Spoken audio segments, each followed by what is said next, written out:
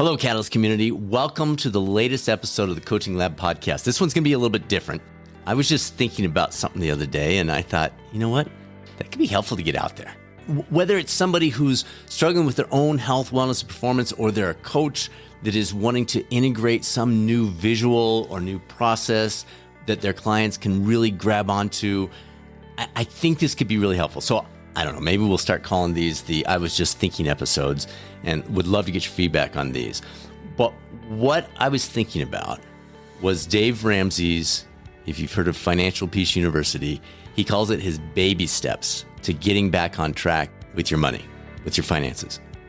And I thought, that's what we need in health and wellness. Those same concepts, if we shift the focus, could be incredibly helpful to people. Because where Dave's success is it's not this rocket science. It's taking difficult things in life, emotionally charged elements of life, and helping people move through it via these, what he calls baby steps. Why not apply the same thing to all the confusion that exists in health and wellness? So that's what I'm going to try to do over the next few minutes. If this is your first time joining us, my name is Dr. Brad Cooper of Catalyst Coaching. Really glad to have you here. You've got literally, 2 million options of podcasts. So the fact that you've tuned in today, I really appreciate it. Thanks for joining us. If you do have any questions on the coaching front, reach out to us anytime. results@catalystcoachinginstitute.com. And we can set up some time to talk, whether it's for your employees or something with your career and wanting to move into the coaching field. So with that, let's talk this through. Many of you are familiar with Financial Peace University. Maybe you've taken the class. I had a chance to teach this class with my son-in-law, Colby, last year, and it's something Susanna and I have tapped into over the years. So really valuable, but straightforward strategies. And I think that's where we can garner some great things in terms of our health and wellness that maybe we're missing. Because I think too often in health and wellness, we get overwhelmed. We see all these, your sleep should be here, and your weight should be here, and your blood pressure should be here, and your exercise should be here, and you should be doing this many steps, and you should be eating this way.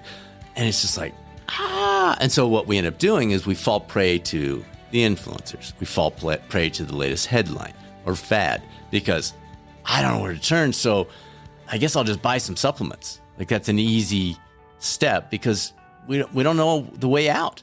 Dave's success is based on addressing all these, in quotes, complex financial elements and bringing them down to the essentials, to the basics, and giving the steps. Do this, then do this, then do this. So you don't have to worry about all the noise out there. Just do this, then this, then this. And I'm going to try to make the bridge or create the bridge between his recommendations with finances and what we can be doing with our health, our wellness, and performance. And again, whether this is for your life, for a friend's life, or if you're a coach, for your clients' lives, hopefully there's something helpful in here. So let me walk through Dave's steps, and then we'll just hit them one at a time and how it relates to health and wellness. So he has 7 baby steps.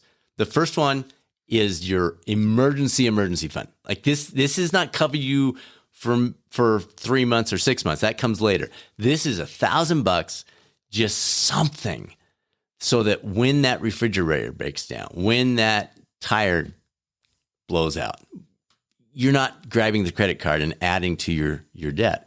You've got the basics. So his first step is that just something, $1,000, something that you won't have to pull from your credit card if, and it's not an if, it's when something happens.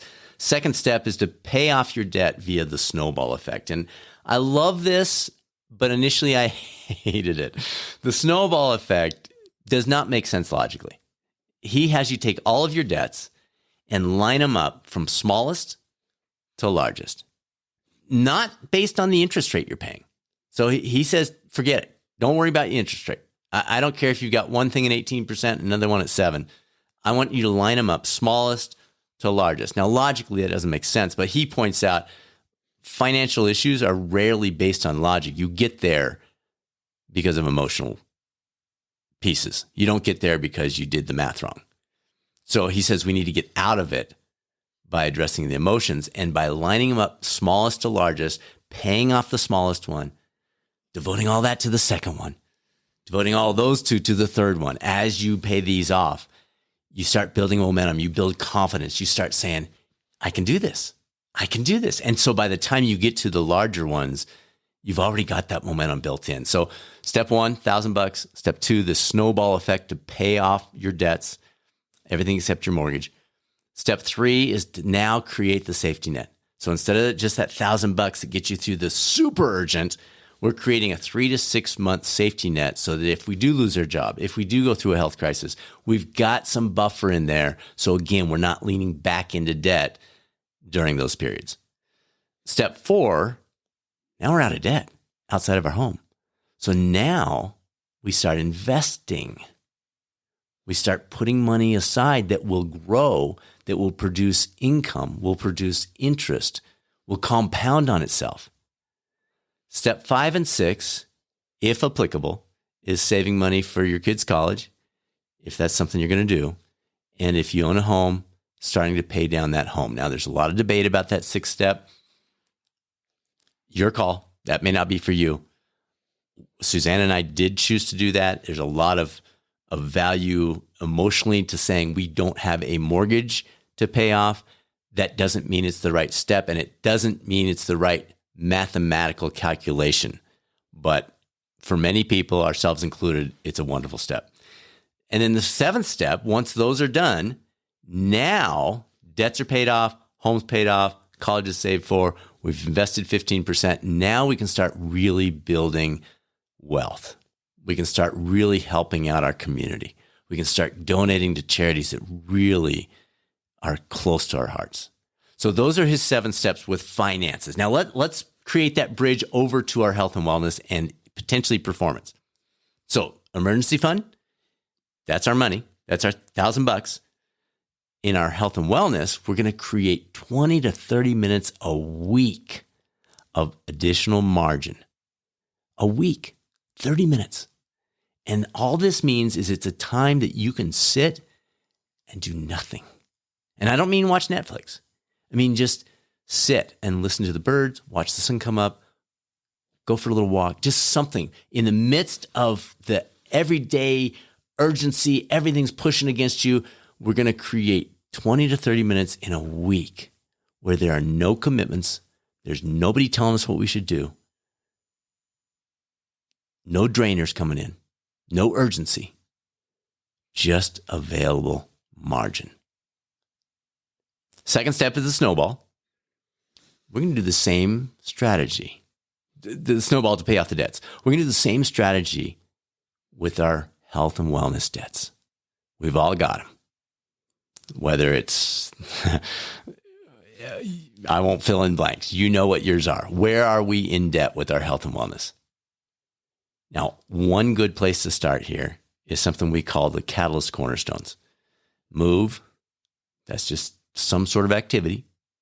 Fuel, that means focusing on what benefits the body, not just the tongue. Rest, that's both sleep and downtime. And connect, those are relationships.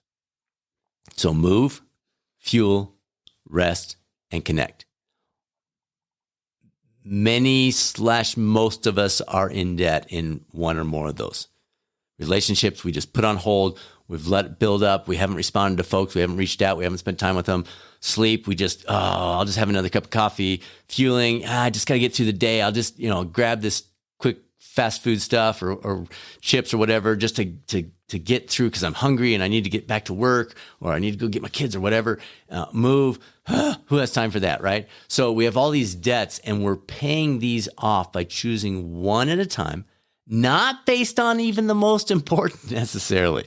And we could have a longer conversation about that.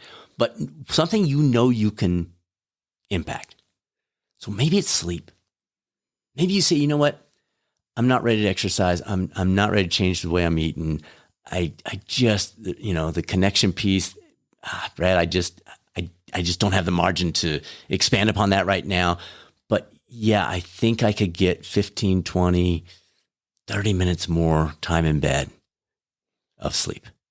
So maybe that's your first debt. And you don't worry about any of the others. You don't confuse yourself. You don't stress yourself out. You eliminate the word should. And you simply say, I'm going to focus on a tiny bit, not an hour more, not 90 minutes more, but just 20 to 30 more minutes of time in bed. And then what happens? Just like with your finances, you pay off that small debt, gives you some momentum for the next one, which gives you momentum for the next one. The same thing happens in our health and wellness. If you choose sleep, you can choose any of them, but let's say you choose sleep, you're going to be amazed at how much more likely, the data backs this up, how much more likely you are to eat a little bit better, maybe find time for a little more activity, and connect with others as a result of just a little bit more sleep. So just like with your finances, you build, as you pay off one debt, it gives you more that you can invest in these other aspects. So that's the well-being side of the paying off the debt and the debt snowball. The third one is the safety net. So for Dave, it's 3 to 6 months of expenses. For us, we're going to build our margin a little bit more. Margin is the big missing piece in our lives right now. There are a lot of reasons for that. A lot of it's self-imposed. All the time we're spending on social media, all the time we're binging Netflix. You add it. You fill in the blank for yourself. But we've eliminated margin. We're always doing something. And so our safety net is creating 30 minutes a day of margin. That allows us that buffer so that when things do come up, we're not infringing on our sleep to address them. We're not cutting back our exercise to address them. We're not limiting our relationship time to address them. We're not, you get the idea? Just like with the debt, with the 6 months, 3 to 6 months of savings that provides that safety net with your finances, you're doing the same thing in your life by creating 30 minutes of margin a day. Then when these other things come up, which they always do, we've got a buffer. We don't go back into debt. We don't steal from our sleep, our eating, our activity, our connections. We have it available when they come up. So that's step 3. Number 4 for Dave is invest 15% toward retirement. This is where in our health and our wellness, we're going to engage in some sort of active habit.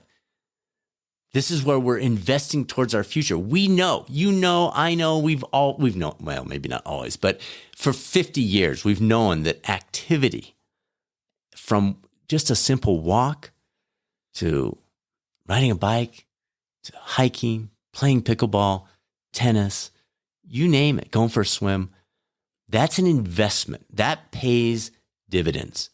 So in Dave's step 4, we're investing 15% of our earnings or our availability, in our case, toward retirement, something that will build on itself over time.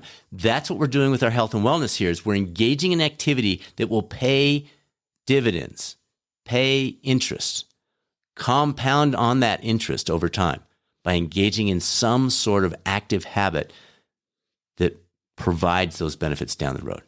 So that's step 4. And step 5, this is money to college savings or home. Here's where on our model with the health and wellness and performance, we're going to start looking at some specific targets. So if you decide that you're going to pay off your house in 7 years instead of 15 or 30, then you have a target and you have an amount that you devote to that on a regular basis. With our health and wellness, this is where we pick a target. Now we say, I am going to get back to the weight that I was in my mid-20s, whatever.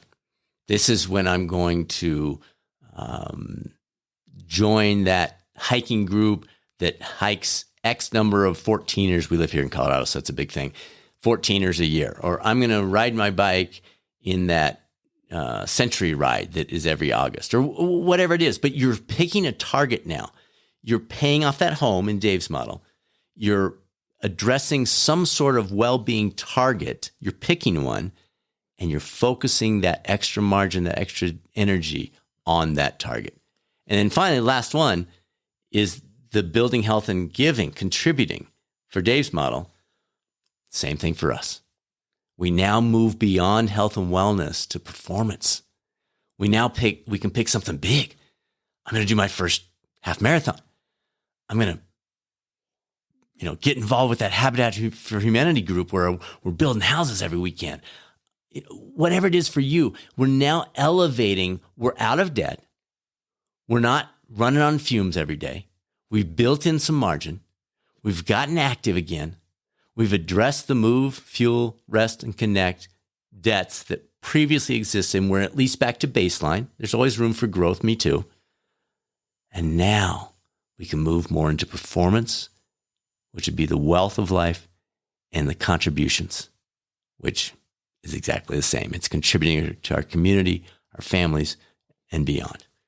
So just something resonate there. I hope there was something there. As I was talking to somebody about that today, I was just like, wow. I think there's something there that can help people get their arms around all the confusion with health and wellness. Well, we're just chasing these rabbit trails that aren't the rabbit trails that bring the most value.